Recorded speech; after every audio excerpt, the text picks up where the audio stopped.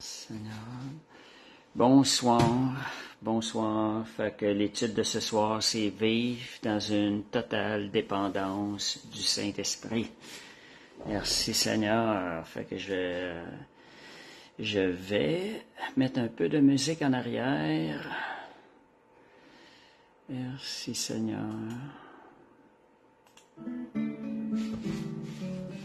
Bon, je vais préparer des liens, envoyer des liens à certaines personnes. Entre tes mains, je remets, Seigneur, mon esprit. Voilà. Entre tes mains, Merci Seigneur. je Alléluia. remets ma vie. Donc, là, on va Entre tes mains, je remets envoyer les liens. Merci Seigneur. Bonsoir Lélia. Bonsoir Véro. Merci Seigneur. Amen.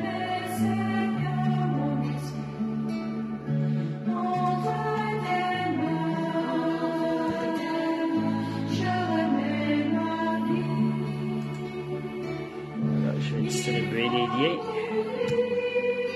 Merci Seigneur. On va commencer dans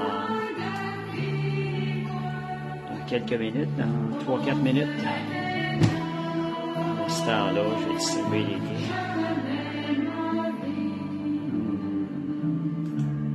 Si le grain de blé Merci Seigneur. ne tombe en terre, Merci Jésus. s'il ne meurt, il reste seul. Mais s'il meurt, il porte beaucoup de fruits. Merci Seigneur. Et Fait c'est que, un fruit. je disais, on va commencer dans 2 ou 3 minutes, le temps de distribuer les liens. Bonsoir Monique. Entre tes mains,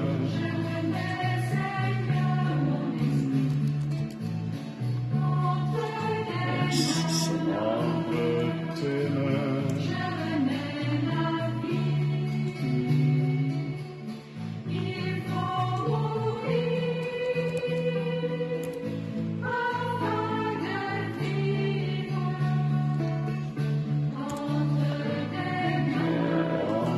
Une ou 2 minutes, on va commencer. Fait que, vivre dans une totale dépendance du Saint-Esprit. laisse la paix. Partagez là-dessus. Merci Seigneur. Je vous donne ma paix. Je ne la donne pas comme la donne le monde. Saint-Esprit.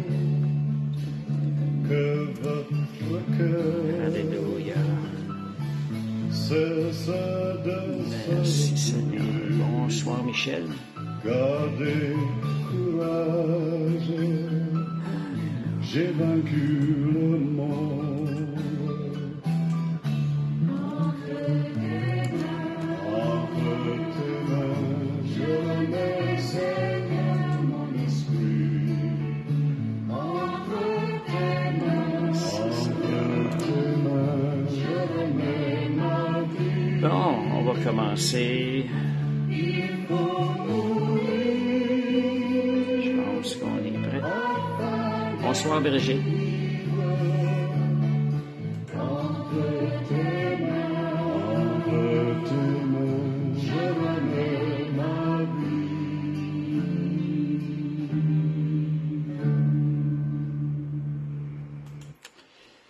Merci Seigneur. Bon, on va aller avec une...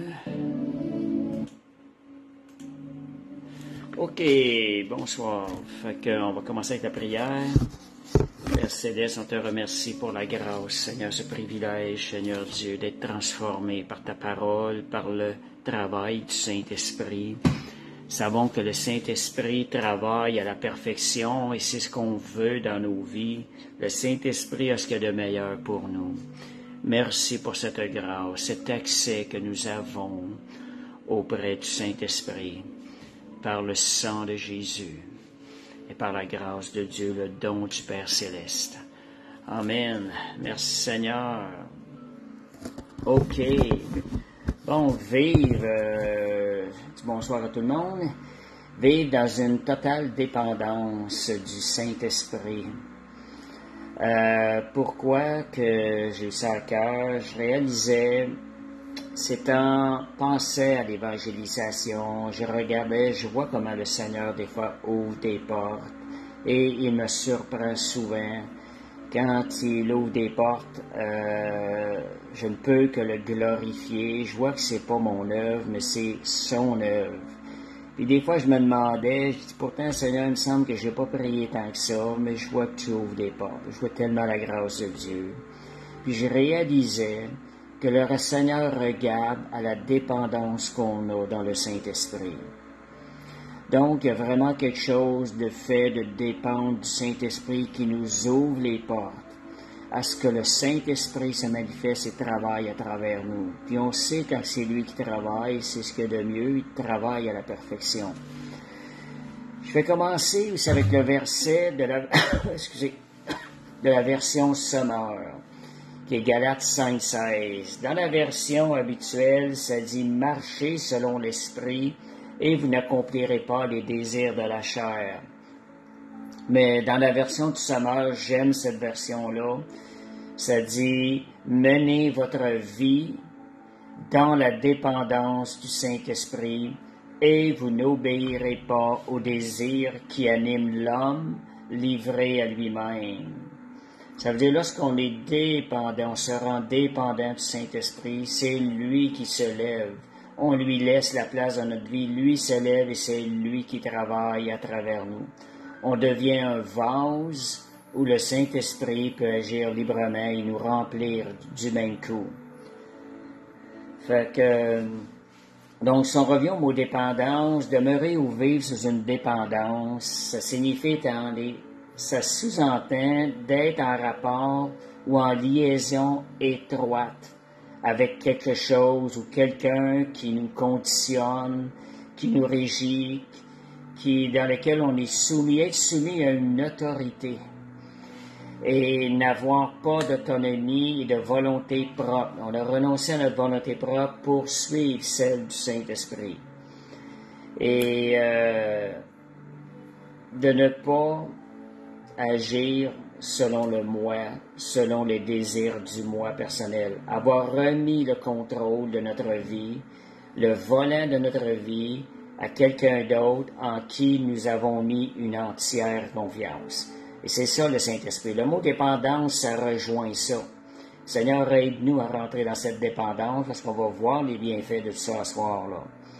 Puis quand je vous parlais tantôt, je reviens sur la question prière versus dépendance. On est porté à penser que c'est la prière qui produit les résultats. Mais c'est plutôt la dépendance du Saint-Esprit.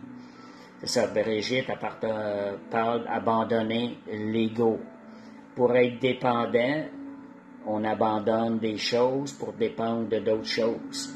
Au lieu de dépendre de nos opinions personnelles, on veut dépendre de l'opinion du Saint-Esprit. Donc, on abandonne nos opinions personnelles et on prend la décision, Saint-Esprit, je veux faire ta volonté.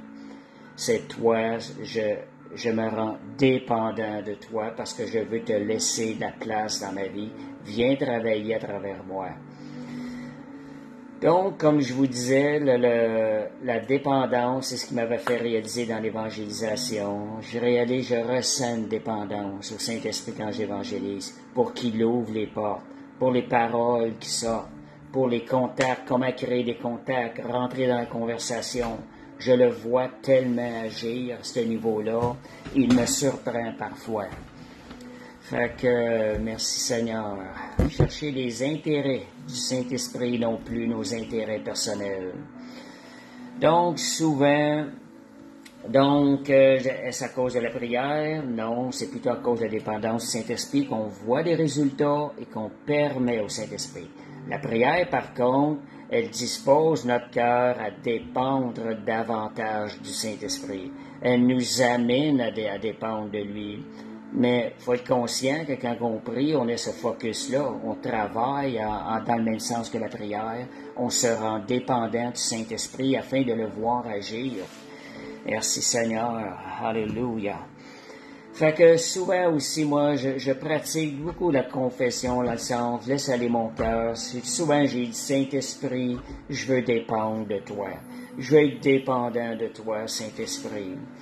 Fait que je dispose mon cœur souvent à dépendre de lui. Puis quand je reconnais ça, quand je suis dépendant de lui, je peux reconnaître sa grâce envers moi et lui redonner toute la gloire parce que je réalise c'est pas moi qui ai fait ça, c'est le Saint-Esprit. Et cela, ça touche mon cœur de dire, Seigneur, je mérite même pas ces choses-là, que tu passes à travers moi, que tu m'utilises.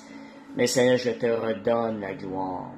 Fait que si vous voulez voir, ayez cette pensée-là, dépendre du Saint-Esprit en tête, afin de voir le Saint-Esprit agir et tous les bienfaits que nous pouvons être en étant ce vase disponible à travers lequel le Saint-Esprit va passer. Donc, dans la dépendance, il y a aussi le mot attendre. Luc 24, 49, si on regarde au tout début, Jésus, qu'est-ce qu'il a, le premier conseil qu'il a donné, on parle de dépendance du Saint-Esprit, le premier conseil qu'il a donné à ses disciples, Luc 24, 49, et voici, j'enverrai sur vous ce que mon Père a promis. Mais vous, restez dans la ville jusqu'à ce que vous soyez revêtus du Saint-Esprit. Bonsoir, Pierre-Serge. Donc, restez dans la ville, attendez jusqu'à ce que vous soyez revêtus du Saint-Esprit, de la puissance d'en haut. Le mot « attendre » nous amène à dépendre, à renoncer à nous-mêmes. Saint-Esprit, je vais m'attendre de toi. Et ça nécessite parfois un certain temps. Mettez en pratique. Et je mets ça en pratique dernièrement quand on a des décisions à prendre. Prenez le temps de dire, regarde, je vais mettre ça en prière, je vais attendre demain. Je vais mettre une nuit en prière dessus, je vais penser à ça cette nuit, je vais laisser le temps au Saint-Esprit de me parler. Bien souvent, c'est la chair qui nous pousse à prendre des décisions rapides, qui nous presse en arrière. Mais le Saint-Esprit, lui, n'est pas pressé. Lui, il veut notre dépendance. Il veut notre confiance. Il veut qu'on lui fasse confiance. Et pour faire confiance, établir notre confiance en lui, il est nécessaire parfois d'un temps d'attente où on manifeste notre confiance dans le Saint-Esprit et cela plaît à Dieu, c'est agréable à Dieu. Fait que donnez du temps au Saint-Esprit de vous déverser sa sagesse, donnez une nuit avant de prendre des décisions, je donne un exemple. Mon voyage en Israël 2024, fait que mon voyage en Israël en 2024, on était supposé d'aller 3 semaines et demie. Fait que je parle à mon compagnon de service, mon compagnon d'œuvre, celui quand on part avec Didier, qu'on part en voyage. J'ai dit, je pense que j'irai pas plus que 2 semaines. Tu sais, je regarde les prix, puis je me dis, c'est difficile des fois au bureau de demander plus que 2 semaines. Tu sais, je sentais un peu de pression là-dessus. J'ai dit, du moins, il n'y en a pas question, c'est 3 semaines et demie.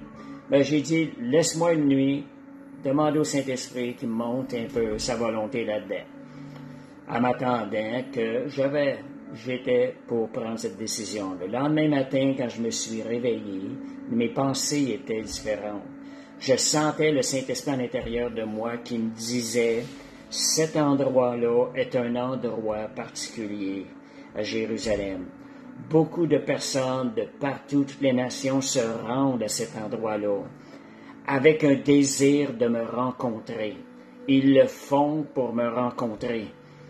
Et j'ai besoin de personnes à cet endroit qui vont me présenter et parler de moi, parler de ce que j'ai fait pour eux. Il m'a mis ça clair dans le lendemain. Ma décision a complètement changé. J'ai laissé du temps au Saint-Esprit de me parler. Voyez, le Saint-Esprit, je me suis rendu dépendant de lui. Le Saint-Esprit m'a révélé la volonté. J'ai maintenant cette assurance-là que je vais marcher dans sa volonté. Et juste pour vous montrer, même lorsque je suis venu sur le temps de réserver, ben, le Saint-Esprit a rajouté une journée de plus parce que ça coûtait moins cher avec la nuit partir une journée plus tôt que de partir tel jour, ce qui fait que je vais presque 4 semaines complètes.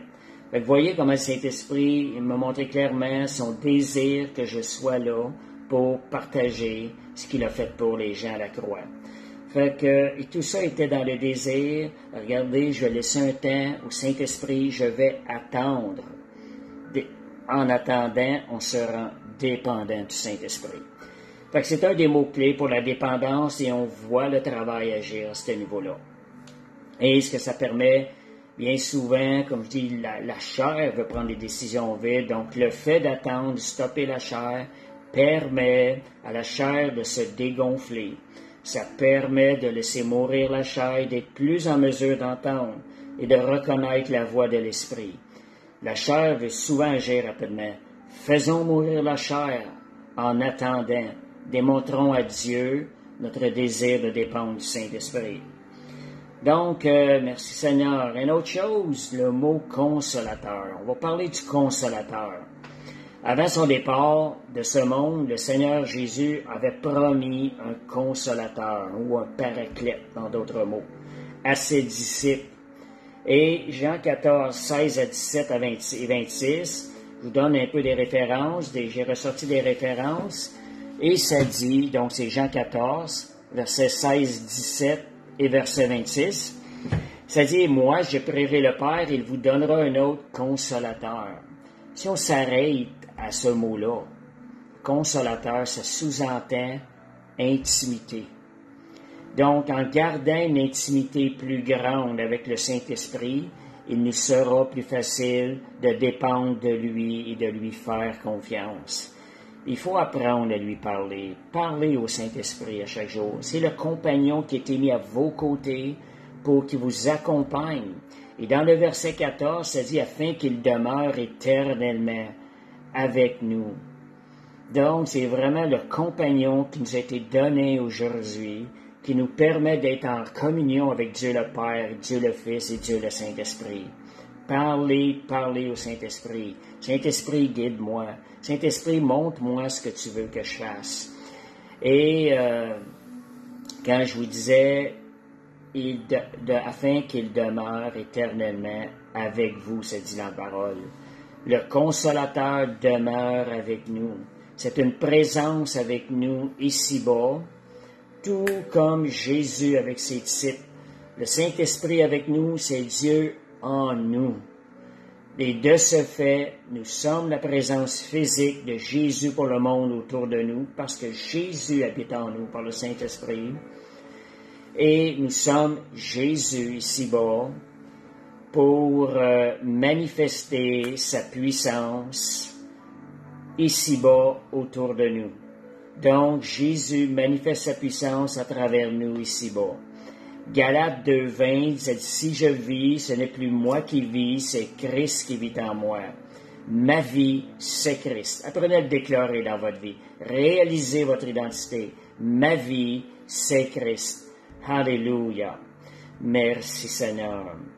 Et autre chose, là, je viens maintenant, on a parlé du consolateur, le mot témoigner. Lorsqu'il est question de témoignage, en d'autres mots, évangéliser, dans un terme un peu plus qui semble strict, qui fait peur un peu.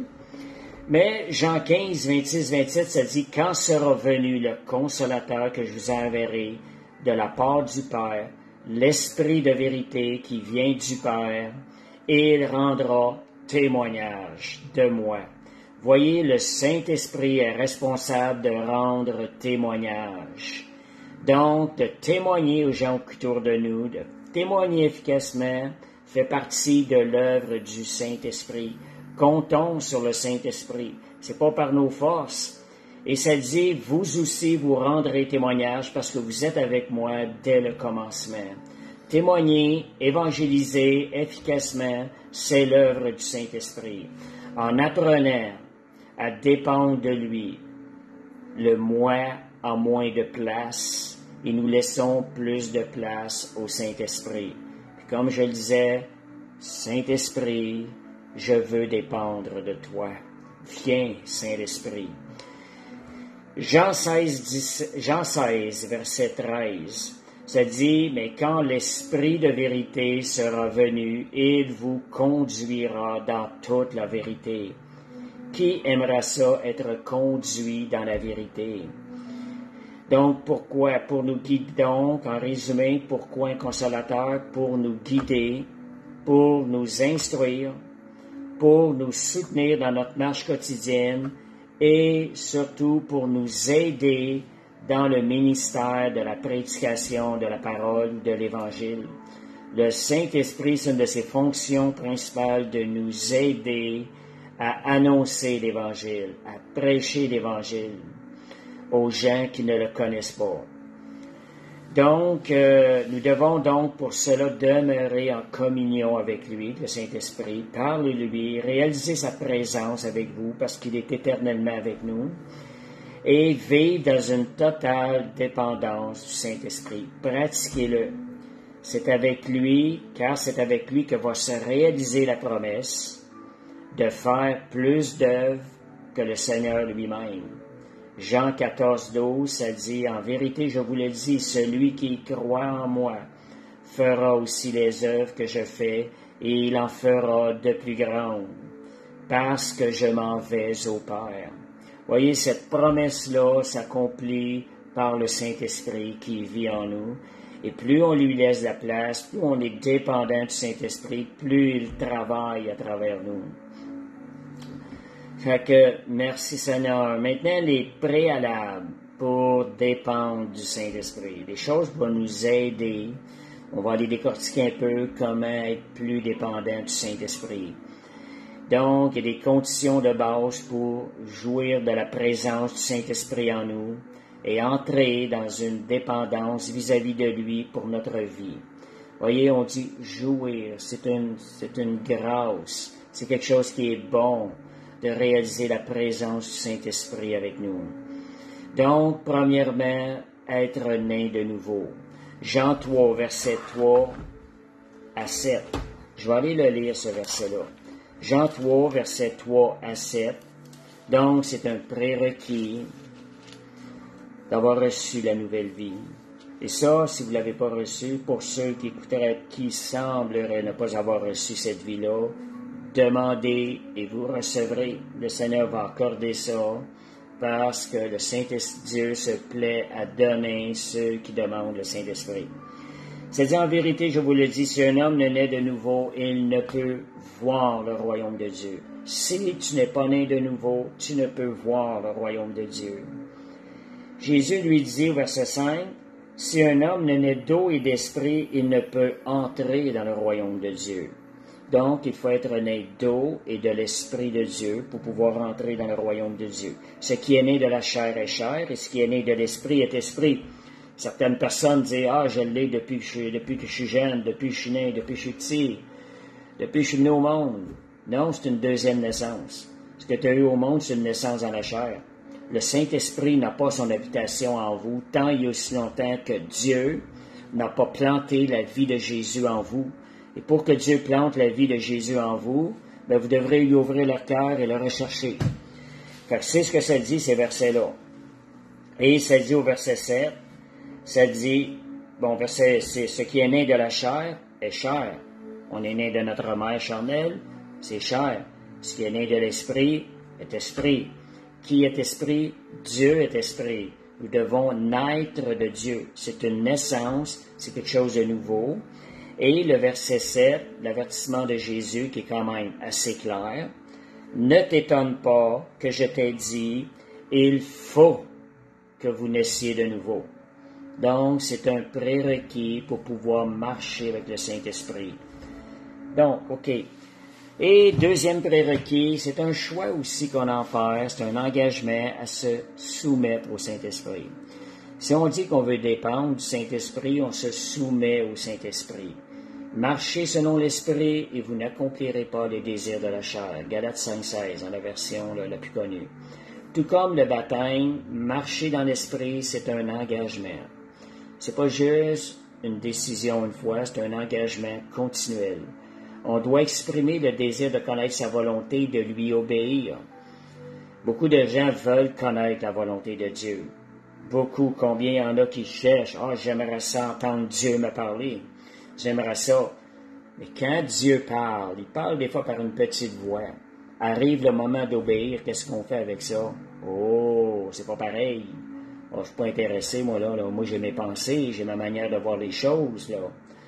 Fait que c'est ce qui arrive bien souvent. Donc, ce sont deux choses. Connaître la volonté, chercher la volonté de Dieu et obéir, ces deux choses. Obéir exige de renoncer à notre opinion. Sommes-nous en amour avec nos propres opinions? J'ai parlé il y a une couple de semaines. Sondez-vous là-dessus. Est-ce que je suis en amour avec mes opinions, ma propre opinion? Et abandonnez le contrôle de votre vie au Saint-Esprit. Donnez-lui le volant. Ça veut dire que vous ne prendrez plus des décisions sans que le Saint-Esprit vous dirige. Fait que c'est ça. Deuxième choix, on a parlé d'obéissance, qui est dans le fait de se soumettre et de s'engager. Merci Seigneur pour le verset Galates 2:20, qui est un verset clé pour la vie chrétienne, qui est un des versets clés.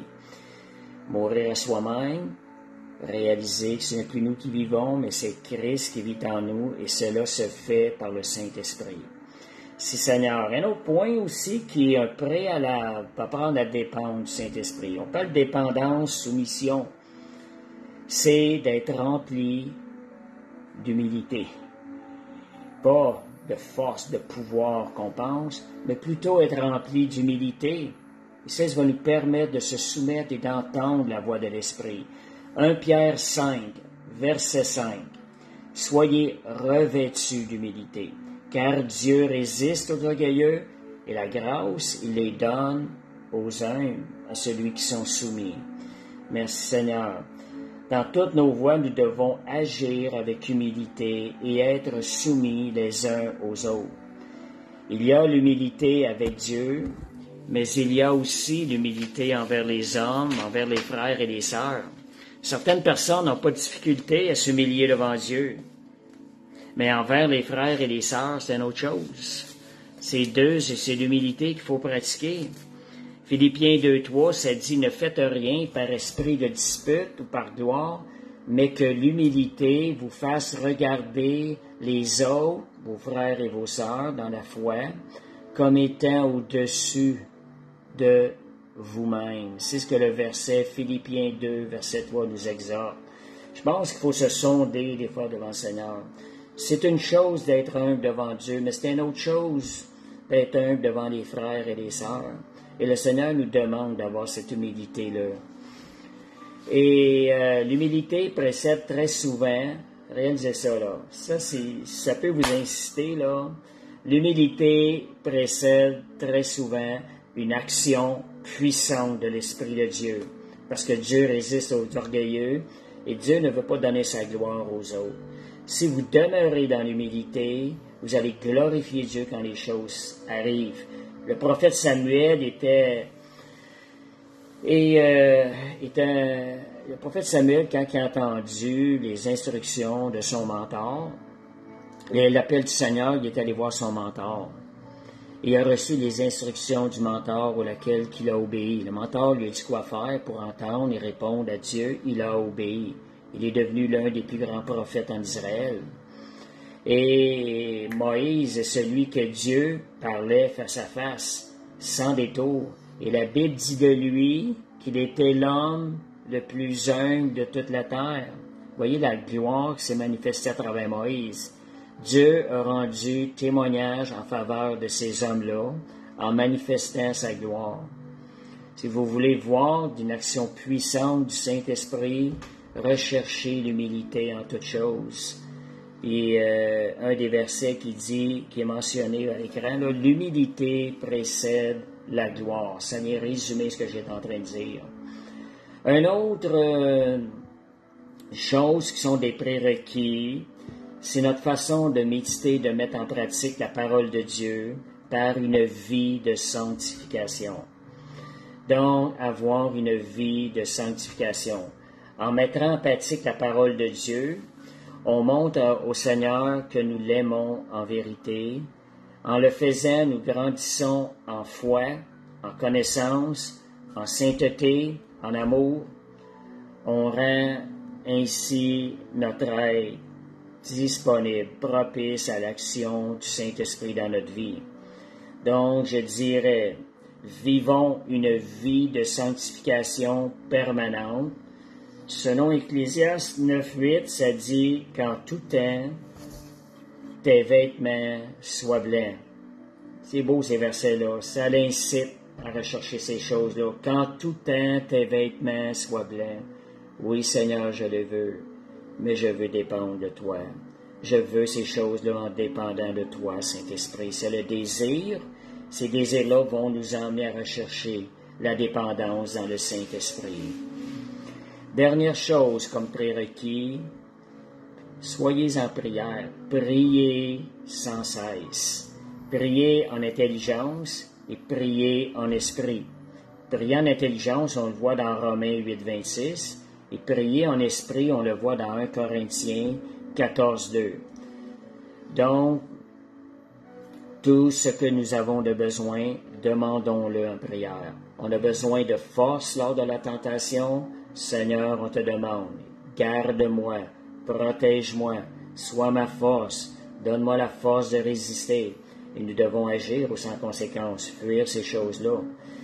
Et ces choses-là vont faire qu'en se tournant vers le Saint-Esprit, il va nous revêtir de puissance et il va faire aussi de nous des témoins de Jésus partout où qu'on va aller, lorsqu'on est dépendant de lui. Et en étant dépendant de lui, en priant, on va recevoir des directives, des révélations, des avertissements. Il va nous donner la direction.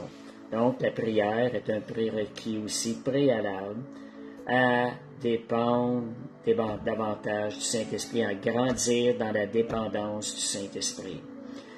Donc, on va aller maintenant les avantages ou les fruits que produit une totale dépendance au Saint-Esprit. Donc, première chose, on va obtenir la direction. Lorsqu'on dépend de lui, on va arrêter d'aller à gauche et à droite, on va revenir. Nos paroles vont être plus stables. Ce que nous allons dire va s'accomplir. On va marcher moins dans la confusion. Ça, c'est lorsqu'on apprend à être dépendant de lui. Sous son autorité, sous l'autorité du Saint-Esprit, on va avoir ces avantages-là. Psaume 32, verset 8, ça dit « Je t'instruirai, je t'enseignerai le chemin où tu dois marcher, je te conseillerai, ayant mon œil sur toi. » Voilà ce que ça nous donne, ce qui va en ressortir, ce qu'on va jouir par la suite. Donc, le Saint-Esprit a dirigé les apôtres pour des choix, afin qu'ils prennent, des choix qui étaient pour le bien de l'Église et l'avancement du royaume de Dieu. Acte 13.2, je lis ce qui est écrit, « Comme ils servaient le Seigneur et jeûnaient, l'Esprit Saint dit, s'ils étaient en train de servir et de jeûner, ils s'étaient mis sous l'autorité, en soumission au Saint-Esprit, ils s'étaient mis dépendants du Saint-Esprit. Et le Saint-Esprit a parlé, il a dit, mettez-moi maintenant à part Barnabas et Saul pour l'œuvre à laquelle je les ai appelés. Vous voyez, le Saint-Esprit a parlé. Saul, et aussi comment l'Esprit a conduit un autre endroit, on voit dans la parole, Acte 8, 29 à 40. Comment le Saint-Esprit a conduit Philippe à rejoindre le char qui transportait un eunuque éthiopien qui cherchait Dieu en tentonnant. Là, je vais aller le lire. Acte 8, versets 29 à 30. Acte 8, versets 29 à 30. Merci Seigneur. Vois comment l'Esprit conduit lorsqu'on est dépendant de lui. Et comme je vous disais, je vois aussi cet effet-là dans l'évangélisation. Acte 8, verset 29 à 40. À 29, c'est du 40, je vais peut-être en raccourcir. Fait que 29. Merci Seigneur. L'Esprit dit à Philippe, avance, approche-toi de ce char. Philippe accourut. ayant envoyé l'obéissance. Il a couru. Quand le Saint-Esprit parle, à courir pour faire sa volonté. Il entendit l'Éthiopien qui lisait le prophète Isaïe et lui dit, « Comprends-tu ce que tu lis? Comment pourrais-je si quelqu'un ne me guide? » Il invita Philippe à monter et à s'asseoir avec lui. Et voilà, c'était le passage qui parlait de Jésus qui avait été conduit à la boucherie, à la crucifixion. Philippe, par l'Esprit de Dieu, lui explique qui était cette personne-là, le message. Il lui annonce Jésus. Et finalement, Philippe, l'Éthiopien a ouvert son cœur à recevoir ce cadeau, Jésus, et à se faire baptiser par la suite. Ça dit au verset 39, quand il fut sorti de l'eau, 38, Philippe et l'eunuque descendirent tous deux dans l'eau et Philippe baptisa l'eunuque. Quand il fut sorti de l'eau, l'Esprit du Seigneur enleva Philippe et l'eunuque ne le vit plus, tandis que joyeux, il poursuivait sa route. Voyez, il a été conduit, Philippe, par l'Esprit. Il a été transporté à cet endroit et par la suite, il a été transporté à un autre endroit. Ça, ce sont des choses. Si on apprend à faire dépendance, on devient sujet à vivre de telles choses avec le Saint-Esprit. Il n'y a pas de limite. Ce n'est pas juste dans le temps des apôtres. Nous pouvons vivre, être transportés par le Saint-Esprit si notre désir est de le servir et d'annoncer sa parole partout où il y a besoin.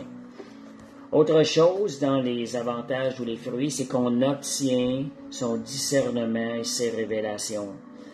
1 Corinthiens 2, versets 9 à 10. 1 Corinthiens 2, versets 9 à 10.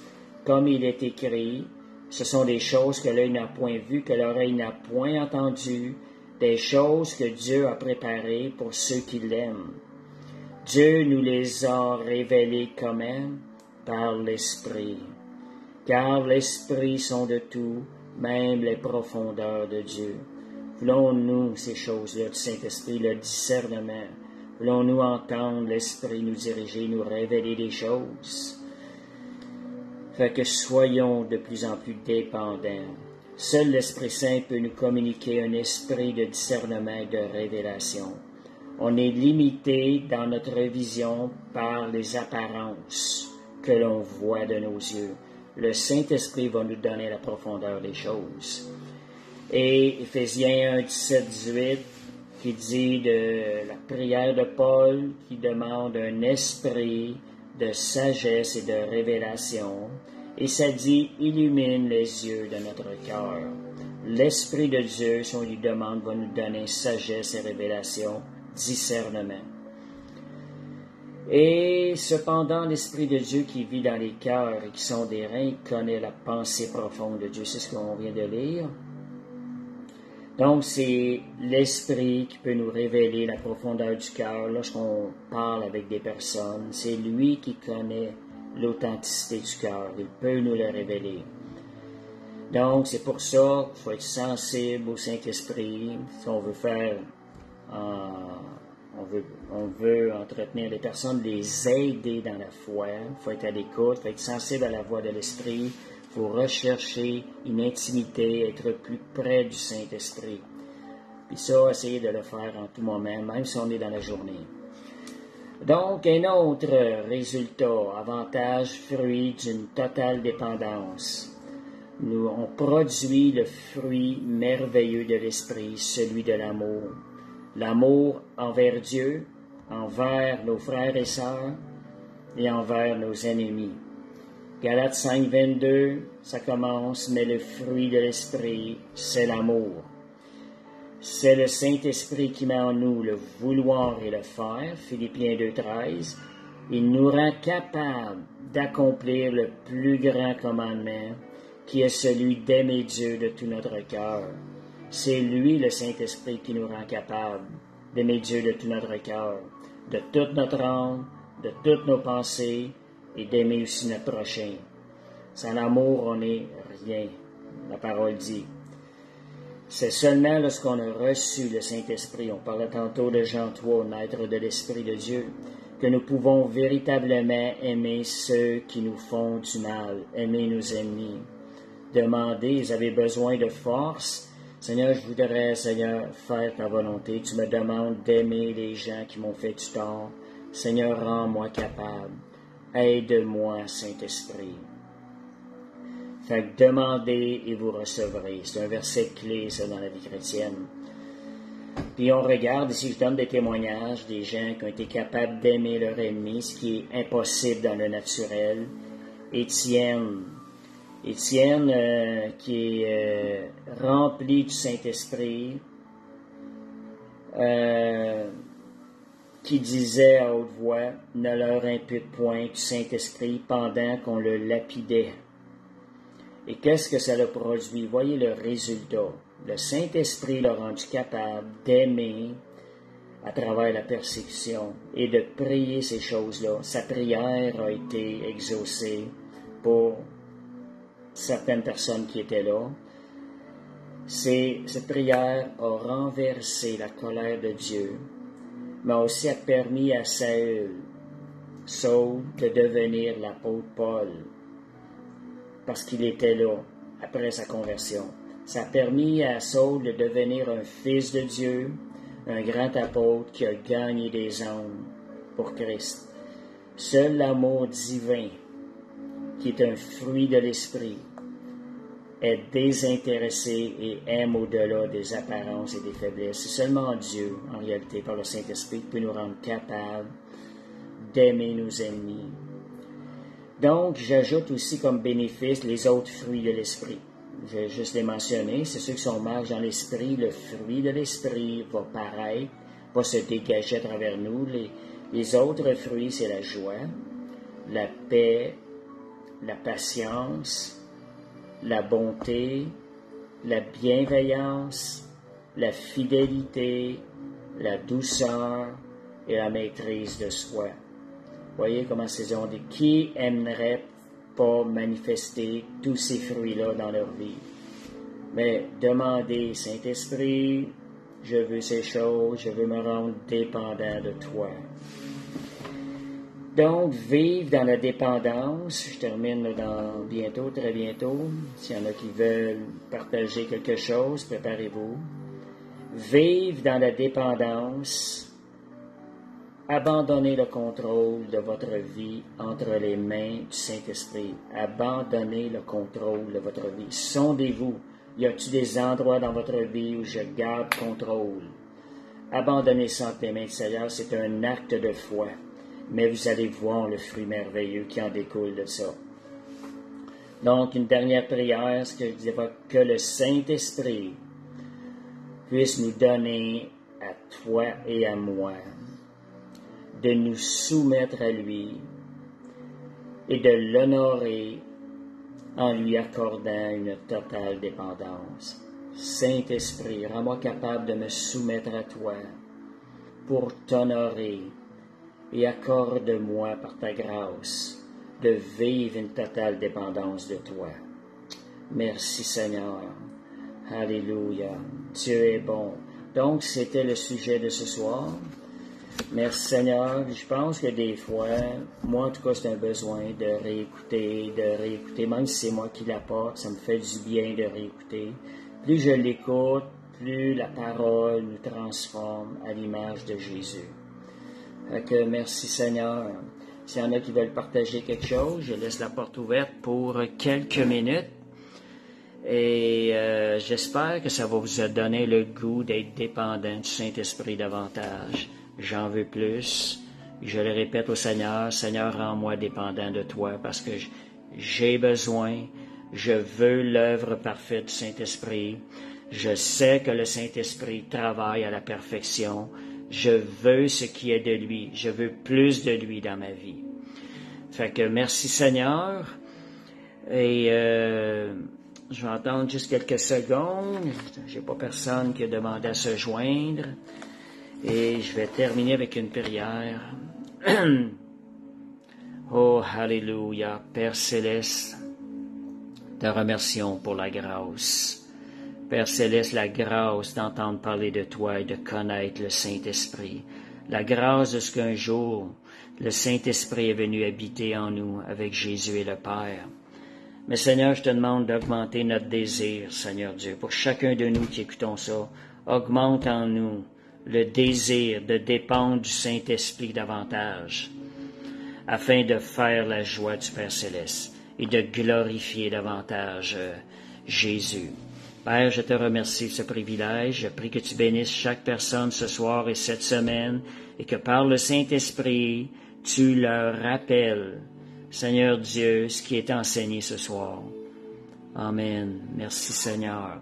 Fait que je vous souhaite une bonne fin de semaine et soyez remplis du Saint-Esprit. Amen. Merci Seigneur.